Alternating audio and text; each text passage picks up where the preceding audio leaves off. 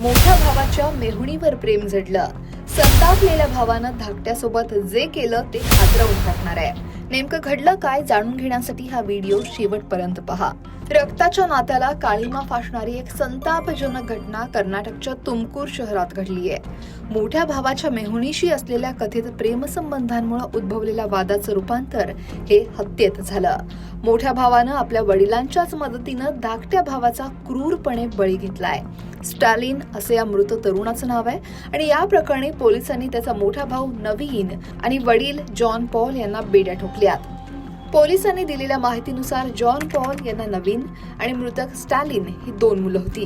नवीनचं लग्न झालं होतं आणि त्याची पत्नी सध्या गरोदर आहे. तर दुसरीकडे स्टॅलिनचा जेनिफर नावाच्या तरुणीशी साखरपुडा झाला होता. लग्नाची तयारी सुरू असतानाच याच जेनिफरनं लावलेल्या एका आरोपामुळे कुटुंबात खळबळ उडाली. स्टॅलिनचे त्याच्या मोठ्या भावाच्या मेहुणीशी आणि खुद्द नवीनच्या पत्नीशी त्याचे अवैध संबंध असल्याचा दावा जेनिफरने केला आणि यावरून घरात गेल्या आठवडाभरापासून सतत खटके उडत होते. 22 मार्चला या वादानं टोक गाठलं आणि संतापलेल्या नवीननं वडील जॉन पॉल यांच्या मदतीनं स्टॅलिनवर जीवघेणा हल्ला केला. गुन्हा लपवण्यासाठी आरोपींनी स्टॅलिनला सिद्धगंगा रुग्णालयात दाखल केलं आणि एक खोटी कथा रचली.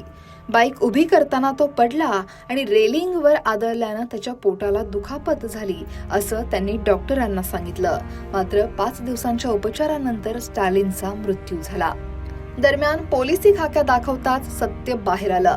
जयनगर पोलिसांनी मृतदेहाची तपासणी केली असता त्यांना स्टॅलिनच्या शरीरावरच्या जखमा या अपघाताच्या नसून शस्त्रानं केलेले वार असल्याचा संशय आला. पोलिसांनी सुरुवातीला वडील जॉन पॉल यांची उलट तपासणी केली.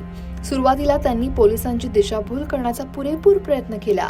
मात्र पोलिसी खाक्या दाखवताच त्यांनी हत्येची कबुली दिली. स्वतःच्याच मुलाच्या हत्येत बापानं मोठ्या मुलाची साथ दिल्यानं परिसरात हळहळ व्यक्त होतीये. अपघाताचा बनाव रचला असला तरी पोलिसांनी मात्र हे गुपित उघड केलं आणि या घटनेमागचं सत्य सगळ्यांच्या समोर आणलं. पोलिसांनी आरोपी वडील आणि मोठा भाऊ नवीन यांना अटक केली आहे. चौकशी दरम्यान या दोघांनीही आपल्या गुन्ह्याची कबुली दिली. या कबुली जबाबामुळेच पोलिसही चक्रावून गेले.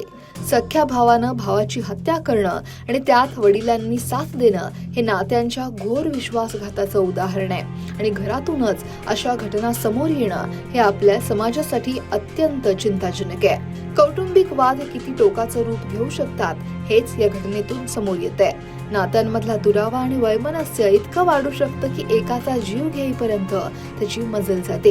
ही घटना आपल्याला नात्यांमधला संवाद आणि समजूतदारपणाचं महत्त्व पुन्हा शिकवून जाते. या घटनेबद्दल तुमचं मत काय आहे? कमेंट नक्की करा आणि लोकमत सबस्क्राईब करायला विसरू नका.